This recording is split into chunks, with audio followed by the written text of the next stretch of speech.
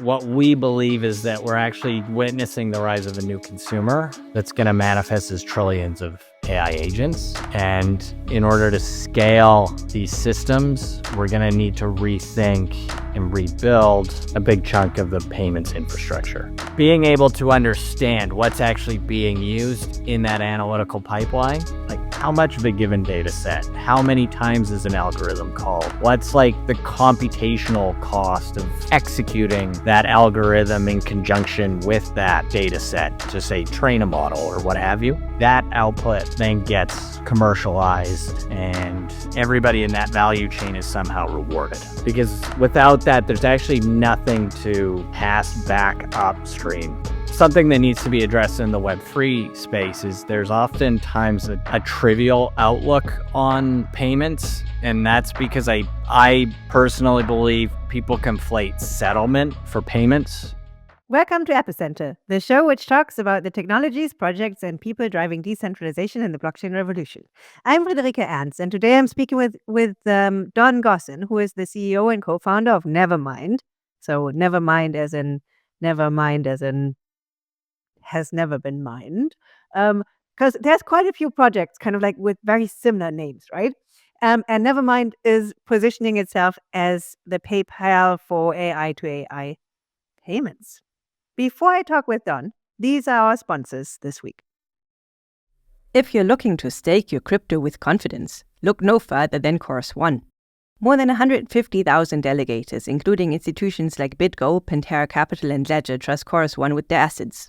They support over 50 blockchains and are leaders in governance on networks like Cosmos, ensuring your stake is responsibly managed. Thanks to their advanced MEV research, you can also enjoy the highest staking rewards. You can stake directly from your preferred wallet, set up a white label node, restake your assets on EigenLayer or Symbiotic, or use their SDK for multi-chain staking in your app. Learn more at chorus.one and start staking today. This episode is proudly brought to you by Gnosis, a collective dedicated to advancing a decentralized future. Gnosis leads innovation with Circles, Gnosis Pay, and Metri, reshaping open banking and money. With Hashi and Gnosis VPN, they're building a more resilient, privacy-focused internet. If you're looking for an L1 to launch your project, Gnosis Chain offers the same development environment as Ethereum with lower transaction fees. It's supported by over 200,000 validators, making Gnosis Chain a reliable and credibly neutral foundation for your applications. Gnosis DAO drives Gnosis governance, where every voice matters. Join the Gnosis community in the Gnosis DAO forum today. Deploy on the EVM-compatible Gnosis chain or secure the network with just one GNO and affordable hardware. Start your decentralization journey today at gnosis.io. Don, thank you so much for coming on. Thanks for having me. Maybe we can get off to a start by talking about you yourself. What's your background and kind of like what brought you here? Canadian transplant in Europe. So I live in Lisbon now, by way of Berlin, by way of London, by way of Tokyo, by way of Los Angeles. So I've lived all over the world. Studied engineering at university, went into commodities trading after university. I was on the risk side. So doing back then what was called statistical modeling, which became machine learning and now has been co-opted by the AI branding. But yeah, just basically augmenting internal credit histories with external credit scoring and figuring out which of our clients were deadbeats and which ones weren't. So which ones we could like loan money to in order for them to hedge and stuff like that. So it was pretty boring, to be honest. And then I went into IT consulting for the better part of a decade and a half as a subject matter expert in data and analytics. And that's what took me all over the world. So I built large scale data estates for ML purposes for some of the biggest companies on the planet. So I was at HSBC and L'Oreal and AXA and Mizuho and stuff like that. And so yeah, I've been in the machine learning space my entire career, so 20 years. And then added the crypto flavor in 2016.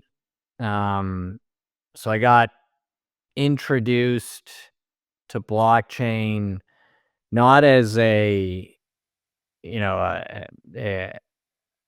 system or platform or ecosystem for like speculation and payments and settlement and stuff, but more on the side of provenance integrity.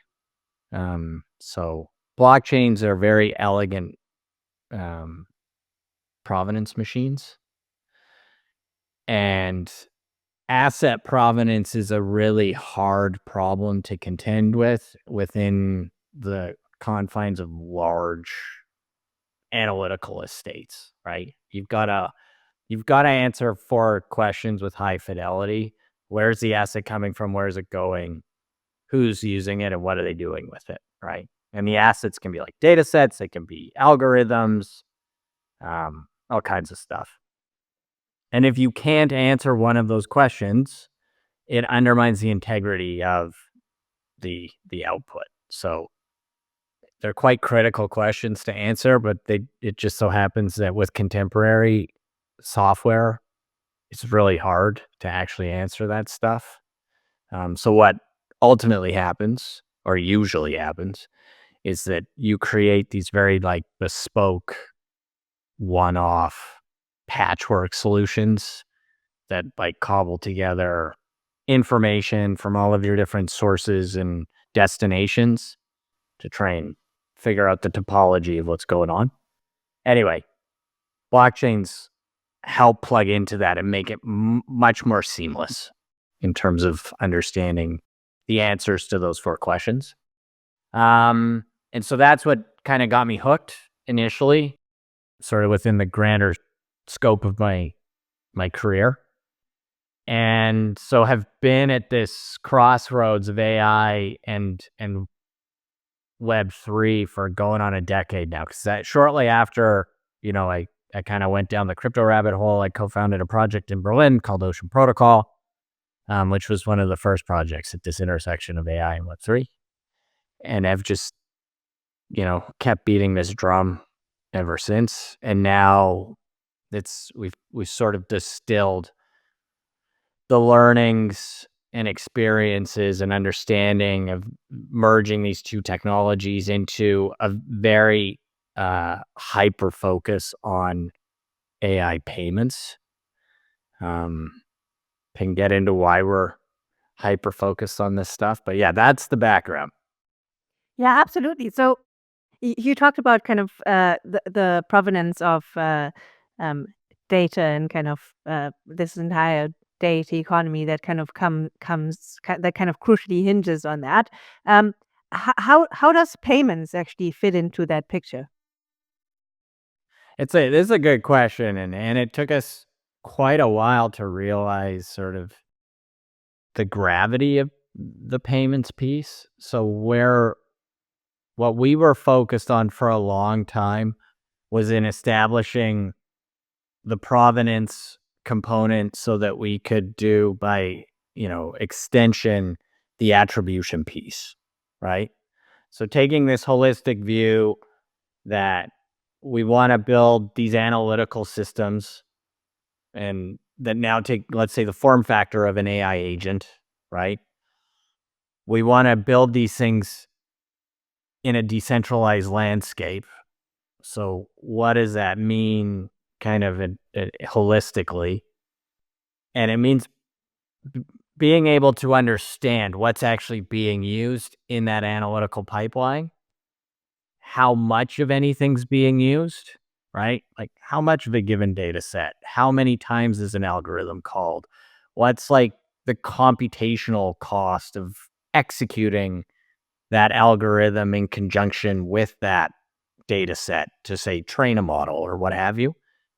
And basically accounting for all of that and then extrapolating or extending that into the attribution piece. So, Friederike, you provide some contextual data, I provide some training data, somebody else provides the algorithm, another third party provides the infrastructure for bringing all of this together. And when combined, we create this inference or actionable insight or whatever we want to call the output. That output then gets commercialized, and everybody in that value chain is somehow rewarded, right? Now, what we realized a few years ago is actually the most critical piece in that whole workflow is the end state. It's the last mile. It's commercializing that output, enabling that thing to, enabling payment for that inference or that actionable insight. Because without that, there's actually nothing to pass back upstream. There's really, other than recognition, like a nice pat on the back. Hey, Friederike, thanks for providing that context data. Thumbs up, reputational reward, whatever. There's actually nothing. If you can't capture the end state utility, there's nothing actually to translate back upstream to the different participants. And so in and amongst everything that we were building, there was that piece, that payment system and the attribution component, as part of the attribution component. And what we realized a couple of years ago was like, that's actually the most important piece.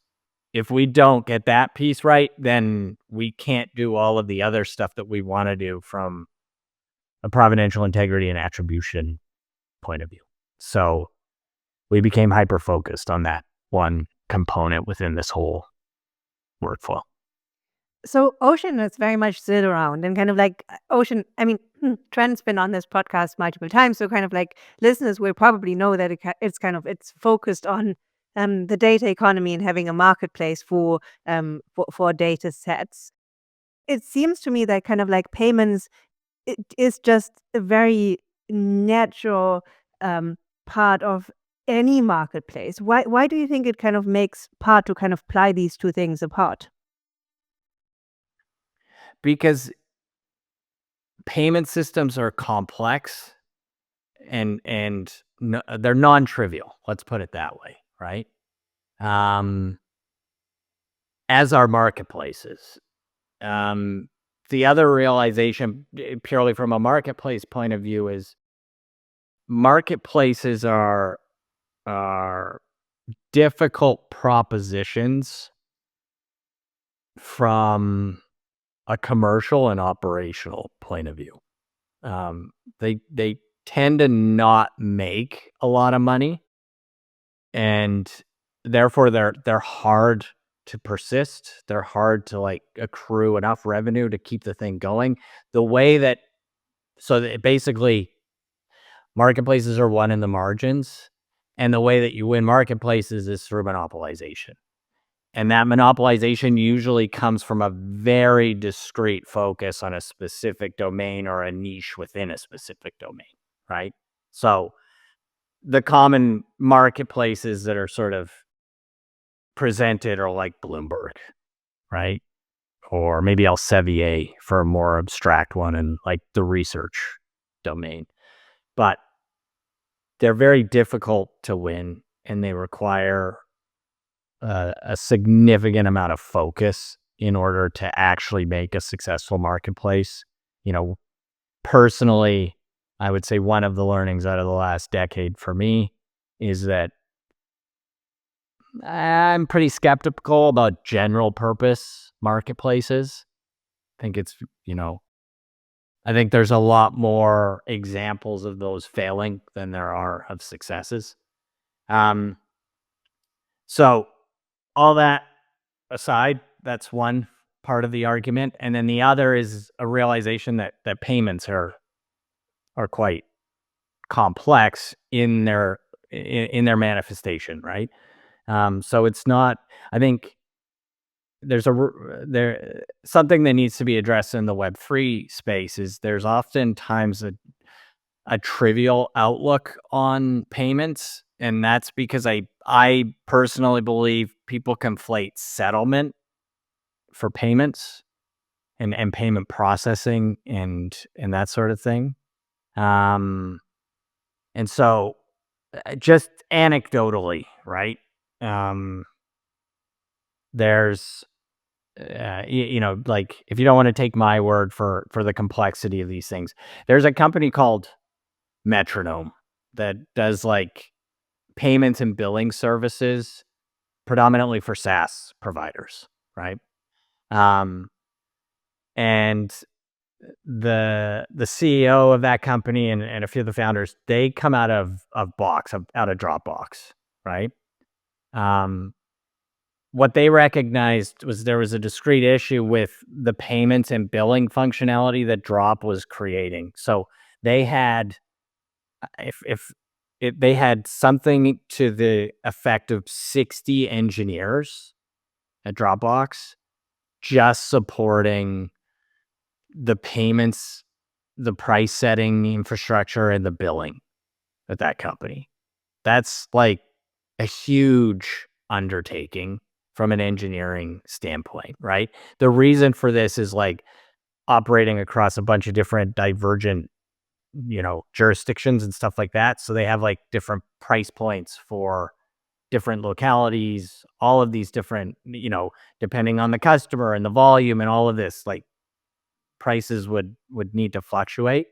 And so they had a team of 60 engineers supporting this. Their realization was, well, we're not going to be much different from our competitors. We're not going to be much different from Databricks or, these other like SaaS providers for these services. So why don't we take what we build here, extract it, and offer it as a service to multiple companies? And so it's that kind of application that we're looking at providing, but in this case, discreetly for agentic transactions, AI to AI transactions. So I understand that kind of like pricing and kind of pricing strategy can be arbitrarily complex. But given that kind of, I would assume most of these agents kind of set their own prices, or kind of they kind of that this is something that's pre-negotiated.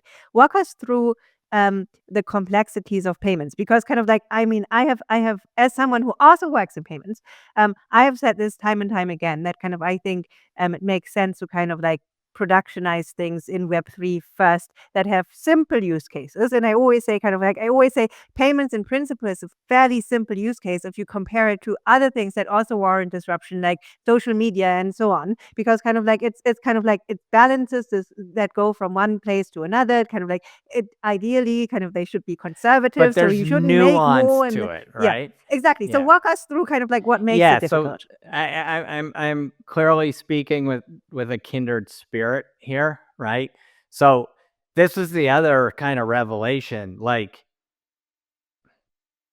it's simple within the context of like, it's easy to understand. It's not esoteric, and it like the infrastructure, the technology that we're using actually makes sense to focus on payments, right? So in that sort of very general sense, it's easy. You know what I mean? So why is this important? Okay, so our view of the world is like a particular one. I think up until about 6 months ago, it was relatively unique. Because most people back then didn't know what an AI agent is. Like, AI agents are now starting to emerge conceptually for some people. I'm not going to say most people, but those that are kind of either in the AI space or adjacent to it, are this has entered the lexicon, right? Like, people are getting familiar with what an AI agent is. Even those in the AI space, like agentic AI, mixtures of experts, like this concept was, even in AI, was quite fringy up until relatively recently. So our view of the world, what we believe is that we're actually witnessing the rise of a new consumer that's going to manifest as trillions of AI agents. And in order to scale these systems, we're going to need to rethink and rebuild a big chunk of the payments infrastructure. If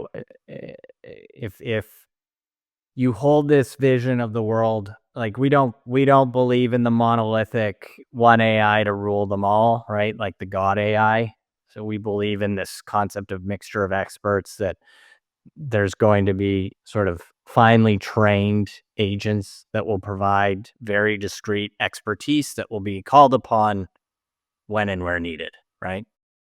And so holding this view, it kind of becomes relatively obvious that, like, actually we need to work on, at a minimum, standardization or protocolization of this payments process, right? Because if you just think about this scenario where you have ecosystems with effectively trillions of agents, all either, collaborating or in competition, but ultimately consuming, buying and selling from one another, if each one has their own payments mechanism, not only do you have to negotiate the price for that good or service that the counterparty is providing, you also have to negotiate which payment system you're going to use, right? But how is And it so different from non-AI? So kind of like if I kind of make a deal with someone who's a human, kind of like why do you need one that's it's kind of it's caters kind of specifically to AIs? sure. So it's intrinsically, like, it's not that dissimilar. It's the way that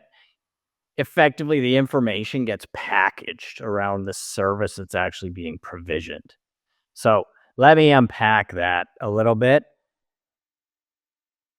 If you're familiar with AI and how this stuff works, and in particular an AI agent, so like our tech can be used for like pricing models and stuff like that, but really we're looking at these analytical pipelines in the form factor of an AI agent, which is a compilation of different AI tools, right? So at a minimum, it's like the ability to likely source an inference from more than one model, right? Depending on the complexity. So like, Operator does this. If you've used, say, 4.0 or O1 from OpenAI, you put in a prompt, and you and I can be like completely divergent users. There's under the hood, there's logic that takes place that routes the request to the model that will adequately handle the complexity of that request, right? So the very general, broad kind of use case that I provide, it's not, or example that I provided, it's not use case to line. You and I are users of some third-party agent, right? And let's just say that agent, within its architecture, it is composed of the GPT series of models from OpenAI. So GPT-3, GPT 3.5, GPT-4, soon to be GPT 4.5, and maybe 5. I'm a simple user in this case. You're a complex user, okay? You and I can both interface with the same agent. And it can sufficiently respond to our level of request. It does that by, like I said, calling on a different model or set of assets, AI services, that's going to allow it to provide a sufficient level of inference or response. So I submit my simple request to this agent. That gets decomposed by the agent's backend and optimally routed to the model that will sufficiently handle that simple request, GPT-3, right? You, on the other hand, you submit a multimodal request to the agent. That has to go to a model that can handle the multimodality of your request. So in this case, GPT-4. The cost difference between invoking GPT-3 and GPT-4 is like an order of magnitude, if not more, in difference. And accounting for that, especially with most contemporary pricing solutions, is non-trivial. It's relatively complicated. So Stripe, which is what a lot of people turn to when they go to commercialize their AIs and their AI agents, it's a SKU-based architecture, right? You price per SKU.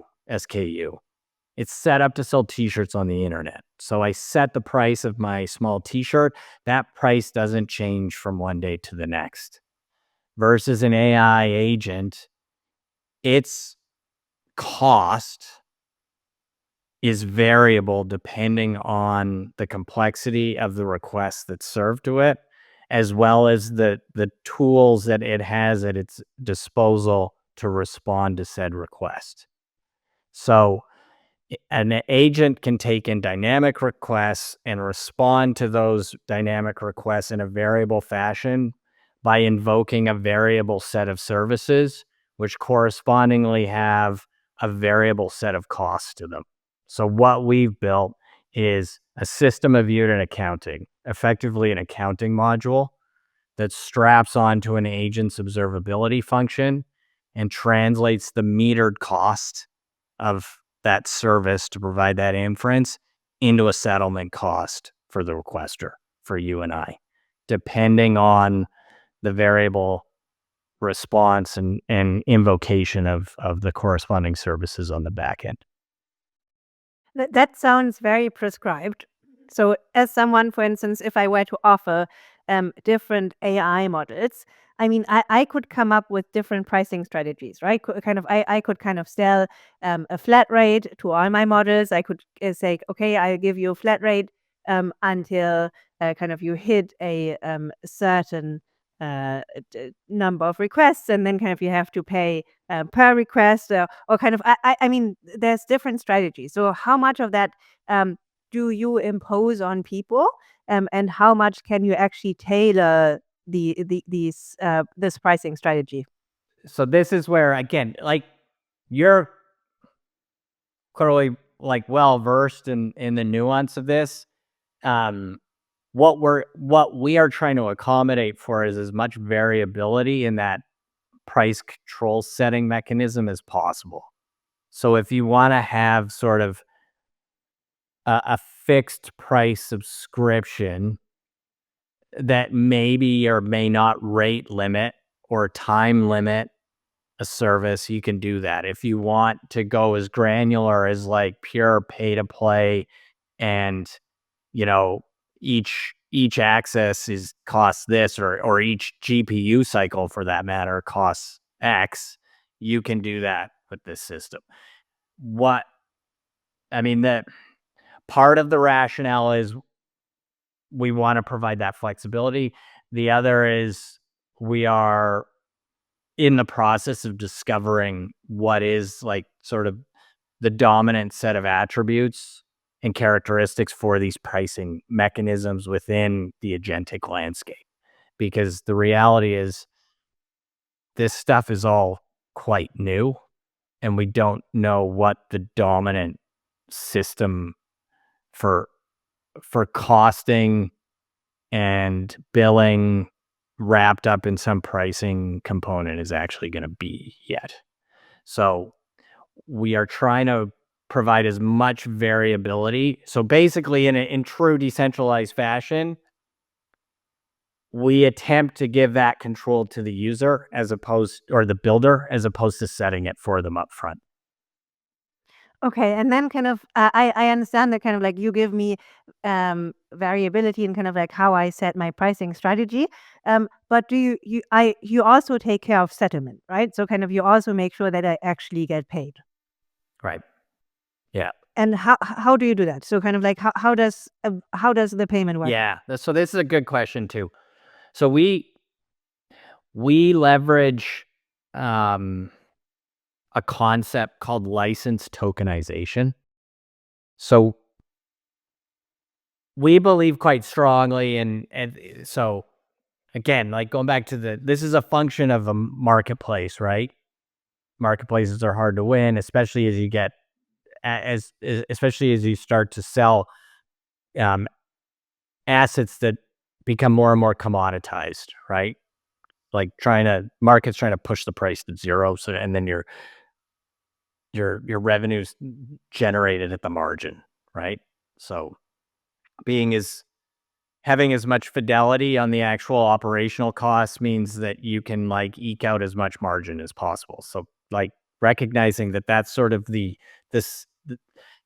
set of I don't know, maximal constraints that we have to deal with here. We want to enable these agents to eke out as slim a margin as possible and also allow them to continue to be functional from a business and operational point of view.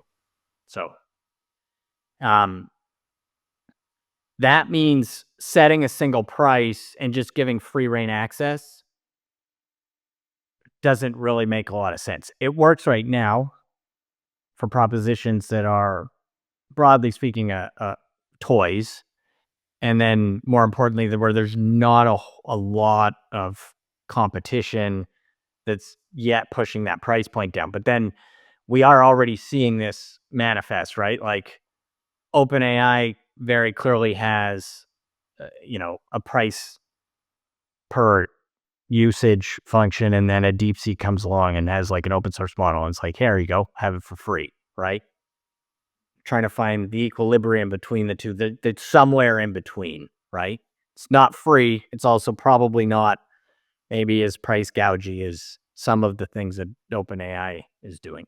So anyway, in all of this work that we've done, there's this recognition that actually understanding sort of the ML ops, the observability piece and translating that metered cost into a settlement cost, it's likely going to be important, especially as these AI agents and their services get commoditized.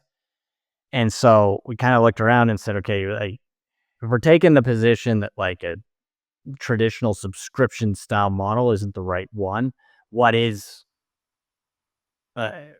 does look and feel right based on experience?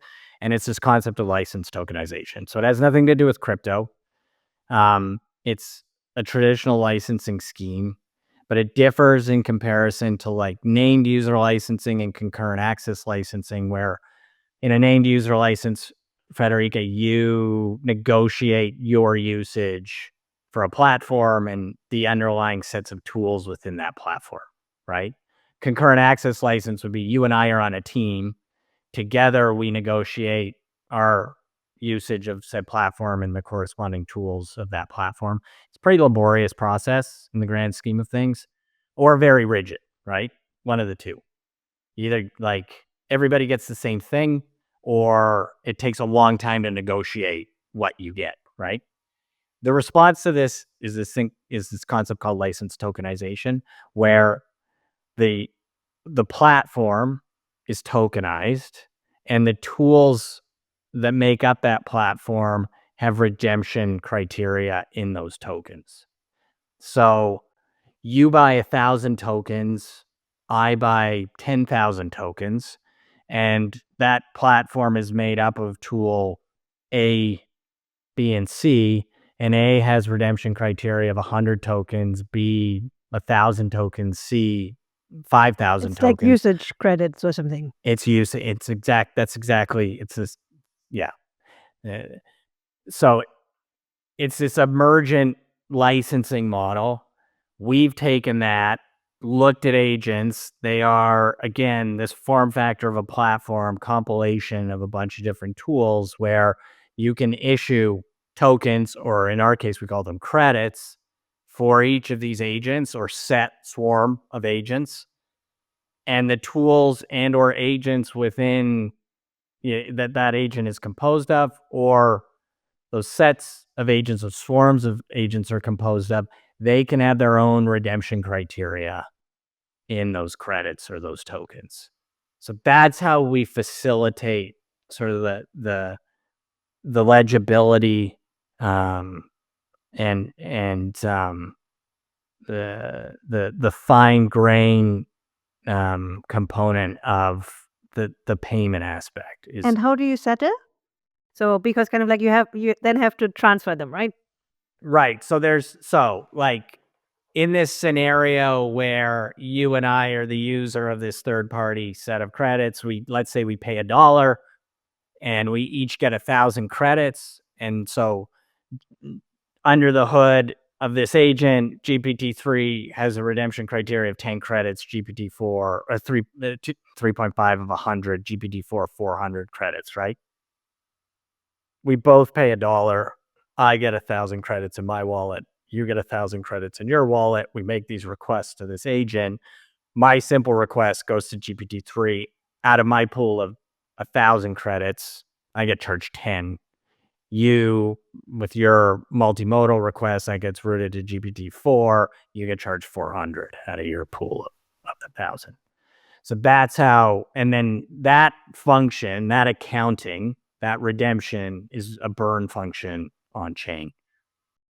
Okay, so it's a burn function, and but then how does the AI that actually did the work receive the payment? Good question. So we have basically two forms of settlement. One is the piece that the settlement that authorizes you to use the system. So the payment of $1 for that 1,000 credits, that's the first settlement. And in our case, recognizing that there's a large swath of, like, we view this as an AI solution or adjacent solution. So we don't distinguish between like Web3 AI versus Web2 AI. It's just AI.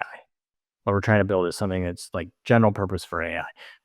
Recognizing that there is a large swath, maybe if not a majority, probably a majority of AI that of the AI community that is not very conversant in Web3.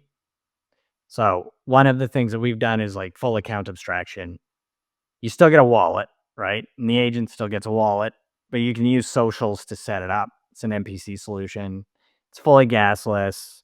So there's no like extraneous signature signing, stuff like that that's required. For anybody that's listening, we're paying for the gas right now, if there's questions around that. But anyway, so in this case, in this scenario that I was describing, where I'm the simple user and you're the power user, I don't have any affinity towards Web3. I don't have a wallet. I just want to use this AI. Okay, I use Nevermind. I go through this checkout. Part of the checkout process is I register with the system. That creates my wallet. We've gone so far as to integrate Stripe. So I'm now in the ecosystem. I've registered. I've created this MPC-based wallet that's attached to me. If I don't know where to look, I don't even know that it's, a crypto wallet.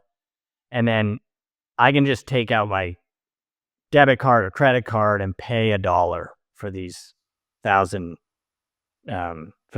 credits. Now, in the background, the builder that's registered this agent, this third-party agent that you and I are using, they've linked that to their bank account through a Stripe integration.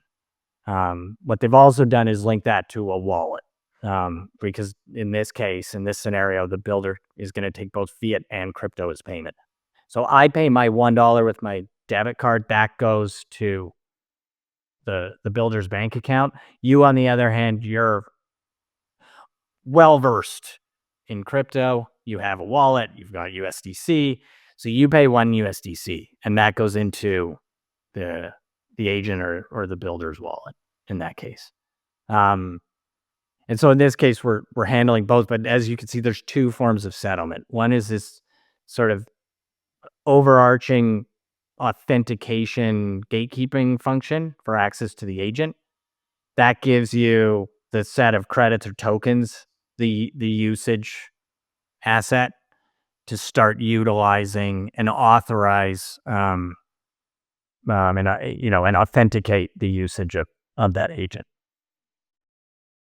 How do I, as a user, know that kind of algorithms that I solicit? How do I know that they are metered in a fair way? So kind of like if there's different ways that kind of like different underlying functions that I could call and kind of they're all metered in some way. is there like some rubber stamp of approval somewhere that says, okay, this is an okay pricing scheme? Because kind of like I could kind of like make a really obscure pricing scheme where kind of I overcharge massively for certain parts because it's somewhat intransparent to the user, right? Yeah. So right now it's very finger in the air, and cottage industry. Um, there's a lot of price discovery going on at the moment. A lot of like guesstimation. We're actually working on something that we hope is going to help both with the price setting piece as well as for an understanding from a user base point of view what maybe the pricing should be for a given agent. So that will be it's like a pricing engine. So that's going to come down the pipe relatively soon.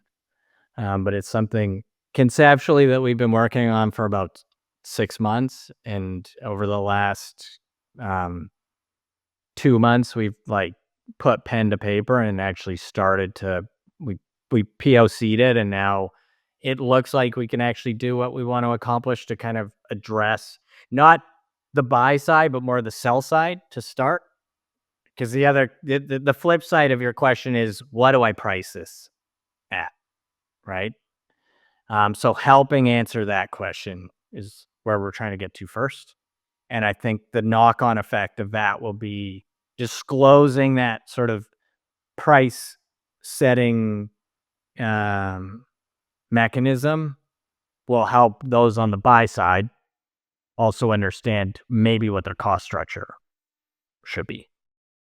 Maybe let's kind of switch gears a little bit. So all of this kind of is built on blockchain infrastructure. Kind of like walk us through kind of like what kind of stack this is built on and why you chose that stack. So we're a dApp in the classical sense. So we're chain agnostic, though we're an EVM based solution. So, from a deployment point of view, we're on mainnet and Polygon and Arbitrum and Base and Gnosis and Celo and a bunch of EVM based chains, L1s and L2s. Yeah, the code base is Python and TypeScript. Where needed, we've got backends that are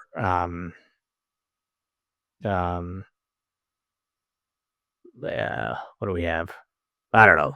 It's Postgres database. Yeah, I mean, it's relatively run of the mill from a architecture point of view. Okay. Let's talk about kind of like the interoperability aspects here, right? So kind of like, say I as a user kind of come to your dApp. How do you determine kind of like which of these chains I kind of buy my credits on and settle on and so on? How is that determined? Because in principle, that's something that the user probably doesn't care about, right? No, I disagree with that statement when you're talking about AI Web3 builders, because they usually have a network that they want to default to. Okay, but then let's talk about kind of like the people who kind of consume, right? Who kind of consume Yeah. your AI. Well, they compute. don't So, care. yeah, they don't Yeah. care at all, right? So as someone who wants to consume, how do I decide which network to kind of consume or to which network to pay for Well, my? in this case, you don't. The builder would. So, okay, so here's where, like, from a crypto point of view, you run into friction. But again, the choice is up to the agent or the builder to decide which chain or chains this thing, the agent is anchored to, right? Is connected to. Usually it's one. The dominant chain at the moment is Base. So that's the default. from a consumption point of view, you don't really care, other than if you're, in your case, this power user that is crypto native or savvy. You're in a condition where, shit, I don't have any USDC in a wallet on base. So now you're in, and you want to use an agent that's anchored there, and it needs, you got to pay 1 USDC for those 1,000 credits. Well, now you've got to bridge that. That's outside of the scope of our operation. I think there's enough bridging tools out there that you could probably figure it out if you need to bridge. Okay, so basically, as a consumer, kind of like I decide what model I want to use, what kind of agent I want to frequent, and then kind of I just have to pay on the commensurate chain. Is that fair? Yeah, exactly. Yeah. That's the way it would work. Yes. Okay, so how does Nevermind currently integrate with other kind of decentralized platforms or protocols, right? Because kind of like you primarily enable the payments here. There's a lot of functionality that kind of that has to come together to kind of make this into a good user experience that kind of goes beyond payment, right? So how do you interoperate here? Yeah. So we have 3 levels of engagement. So there's the SDK, which is the most robust. It provides the most set of features for integration. That's if you're like a pretty serious Web3 builder, moonlighting as an AI developer, you're probably you might gravitate towards that. On those that gravitate more towards the AI side, that are less familiar with like the full suite of capabilities from a blockchain point of view, they're going to use the libraries that we have on offer. So we've got the SDK, then on top, a more refined set of libraries, and Python-based ones, because it's the dominant language for building AIs. And then on top of that, for anybody that's kind of like, there's this new subset of builder, right? This like non-technical, or let's call it pseudo-technical, that can build, there's emergent tools, especially on the model side, where you can like prompt engineer a relatively sophisticated agent. And now there's tooling that's coming out that makes building agents even easier. For that demographic, we have an app, which is an even more refined set of functionality. And so those are the 3 kind of mechanisms or means of engaging with what we built. What's the value proposition that kind of you put forward to each of these groups? So kind of why shouldn't they kind of just buy kind of credits with OpenAI or Claude, or kind of use DeepSeek for free? Okay, I would say this. Well, even in the case where all of these services cost nothing, and that's just long-term probably untenable unless they become, public goods, which I think most of these companies will fight tooth and nail against, but I don't know. Let's see how it plays out. Barring that from happening, but even if that does occur, there's still sort of the aggregate that these agents represent, and the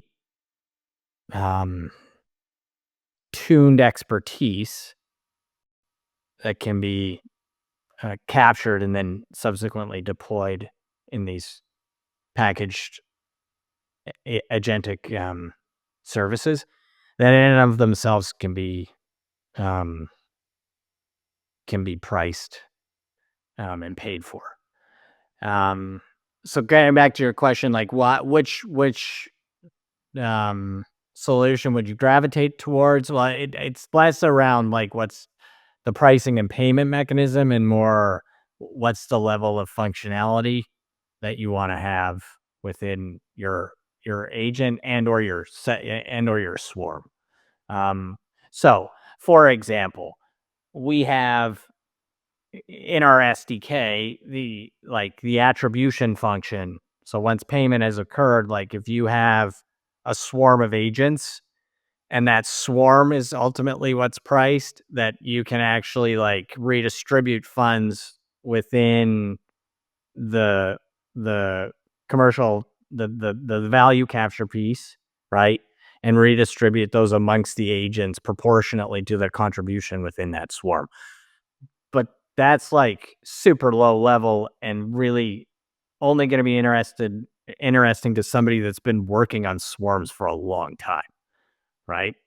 So like that functionality in the SDK is not really being used at present. What most people are just trying to do is wrap their HTTP endpoint in some sort of gatekeeping functionality with a payment mechanism attached as part of that gatekeeping functionality.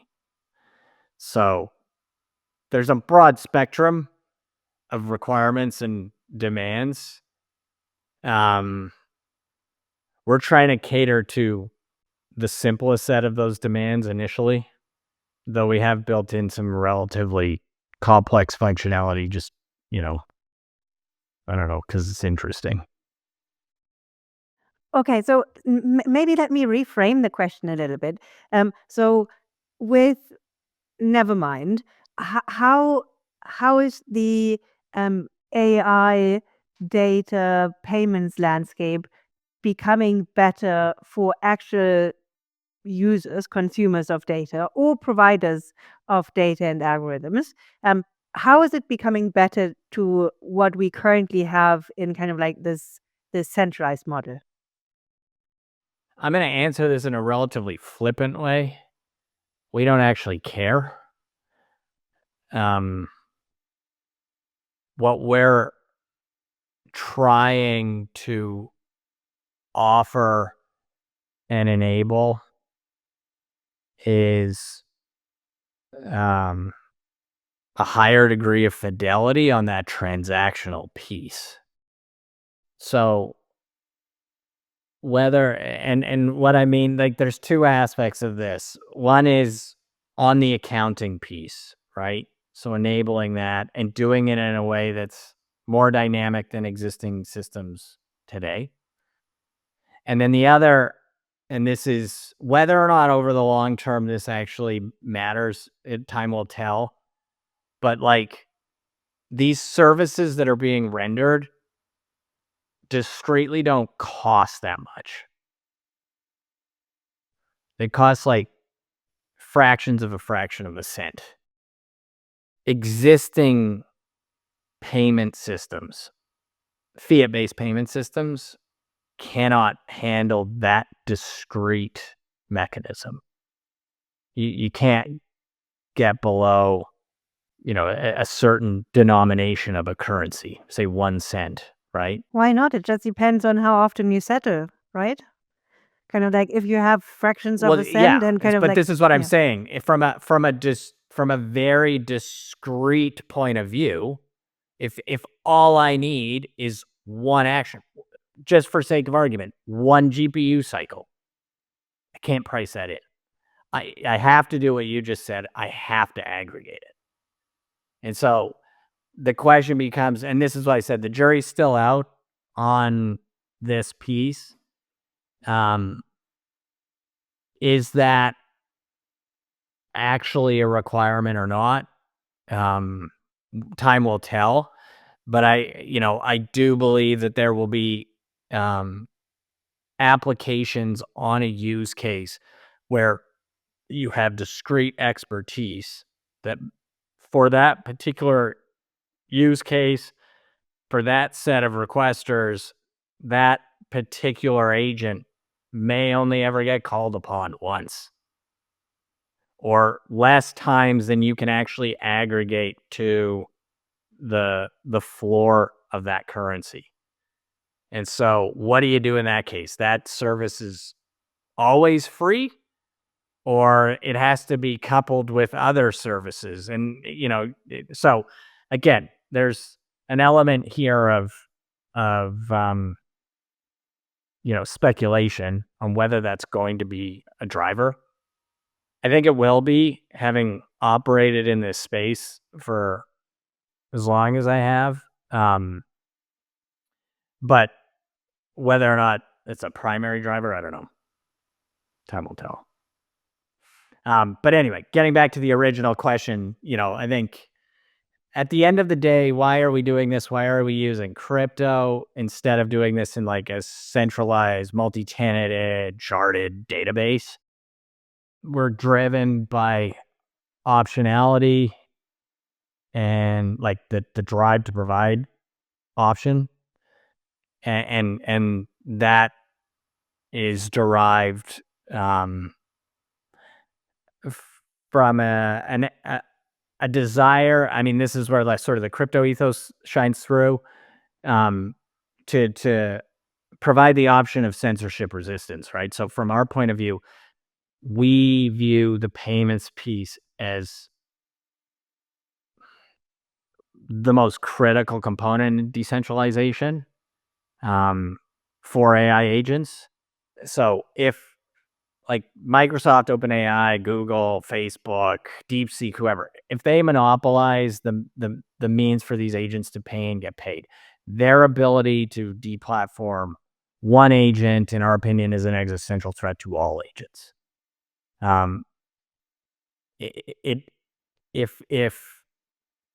that centralizing entity can just, with the flick of a switch, Microsoft deems this agent competitive with one of its lines of business, it doesn't matter if the rest of that agent is decentralized.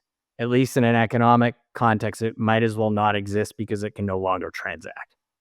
So providing the infrastructure, the means for these agents, providing that optionality for them to pay and get paid always is like, that's a driver for us. I totally hear that, and I think I fully understand that argument, kind of like from a defensive engineering kind of point of view. But kind of the question is, how do you get the flywheel going, right? So kind of I have no doubt that kind of you find people who are willing to kind of sell their services on your marketplace. That's usually kind of the easy side of kind of the business, and yeah, of any business, right? Kind of like, but how do you make sure how do you find the kind of buyers? consumers actually come to your interface to kind of buy services there rather than elsewhere? Okay, so to be flippant again, we don't care. That's up to the agent to provide a productive service that somebody or something actually wants to use. That's out of our sphere of influence. Now, kind of generalizing, it's in our sphere of influence by selecting who we partner with. So making sure that there's two things that we need to make sure of. One is, to your point, we need to partner and get those agents that are productive using our solution. And the way that we can do best to guarantee that is by making it as seamless and simple as possible, both from an integration point of view and from a usability point of view. So if we can reduce the friction, and it's the easiest thing for agents to use to pay and get paid, and there is at least some kind of requirement for agents to pay and get paid, then the extrapolation is we're likely at least going to be in the running for the product that gets used. So that's the way, this is how we're going to market. So from just a practical point of view, looking at multi-agent system builders, swarm builders, and Web3 parlance, that's who we want to partner with.